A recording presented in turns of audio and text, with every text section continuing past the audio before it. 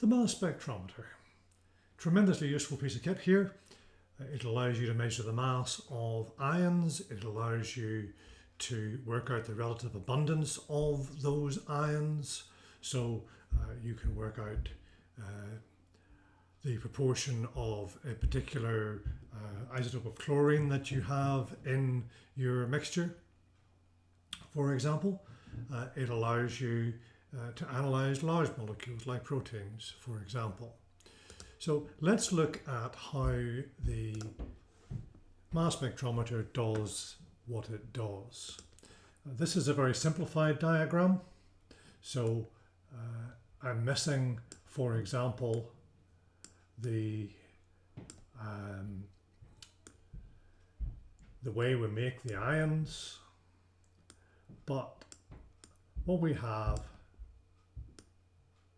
is, to begin with, we make our ions and then we accelerate them. So we have applied a PD between these plates and our ions will be accelerated in this direction. So, having accelerated them,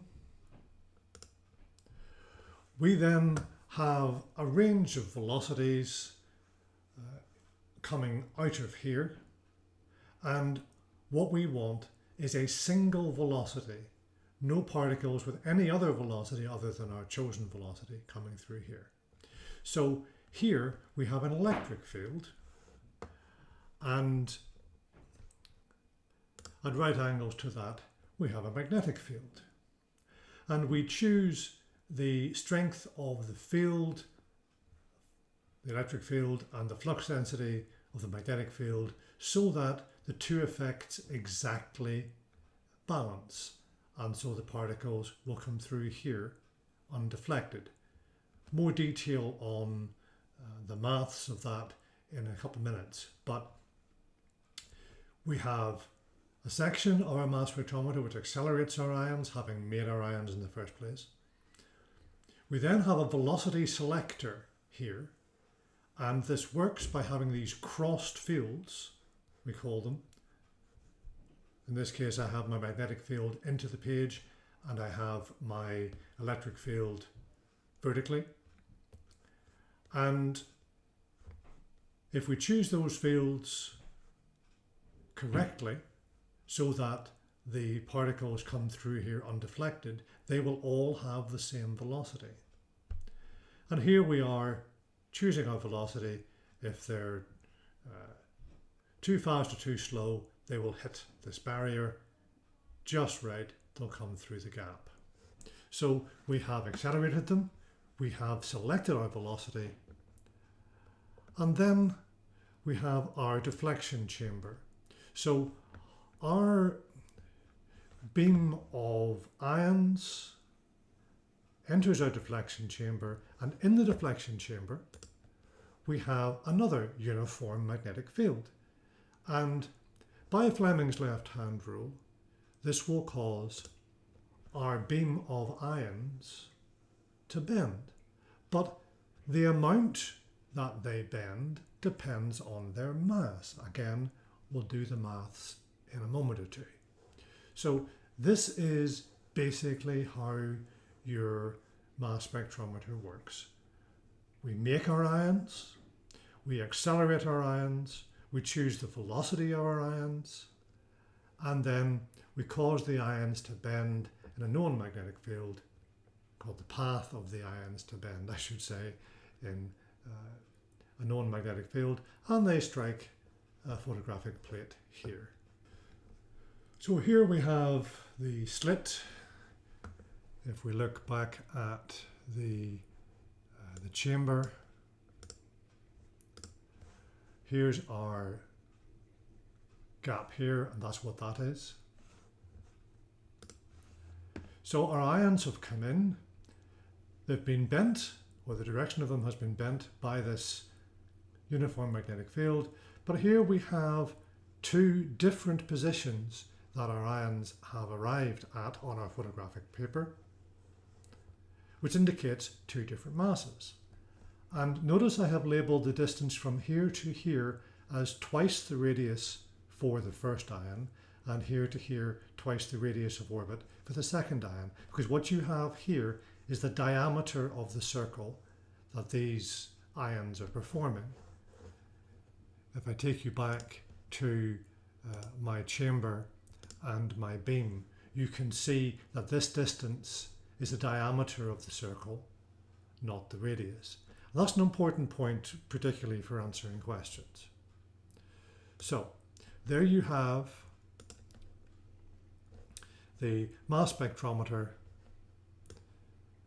overview, really. Let's look then at the maths of this. So we're going to accelerate our ions. Our ions will have a charge Q. Those ions are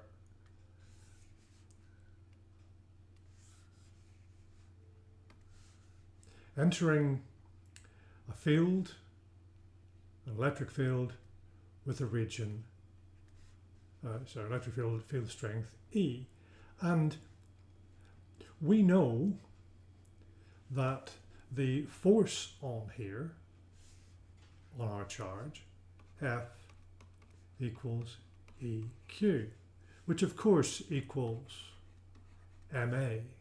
So we have an acceleration then on our particle by, or our ion, by Newton's second law, equal to EQ over M, or V over D.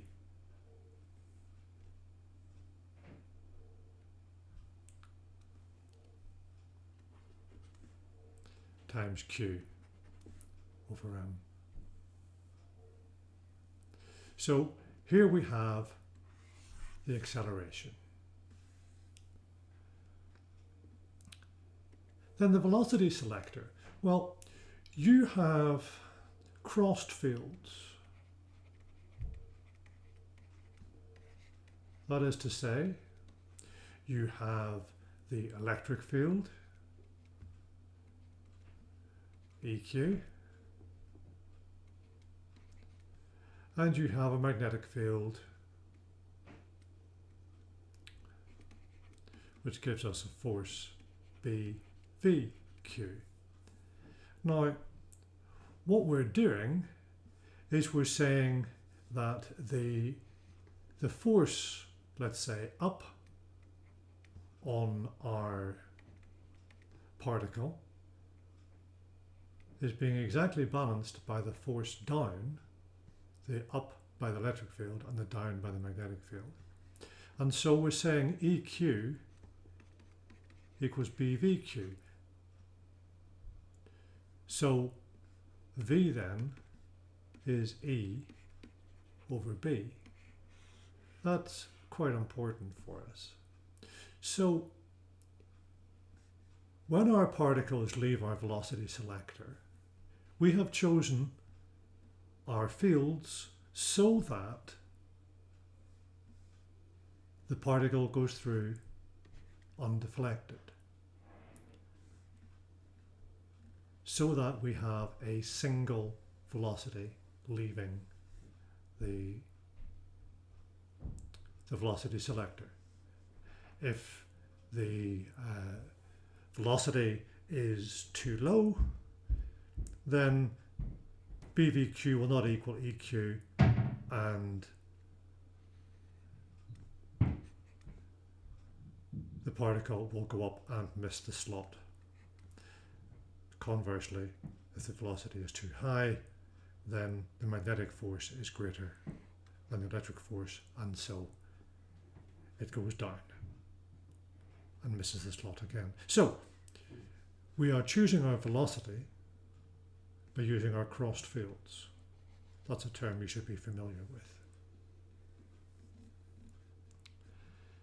And then we have our deflection.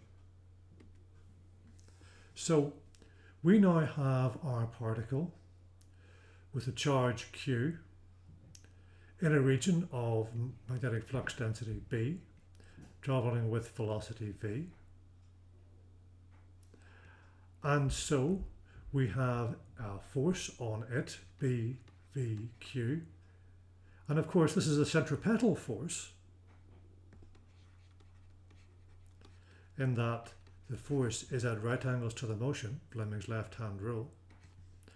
So that equals mv squared over r.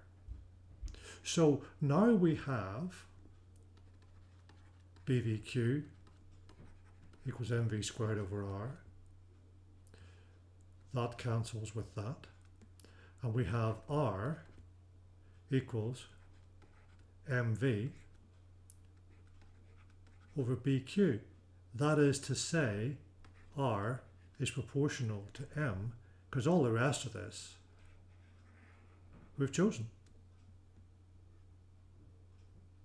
So we have the radius of the orbit, the radius of the circle that these particles will perform in the magnetic field is proportional to the mass of the particle, and therefore you can work out the mass.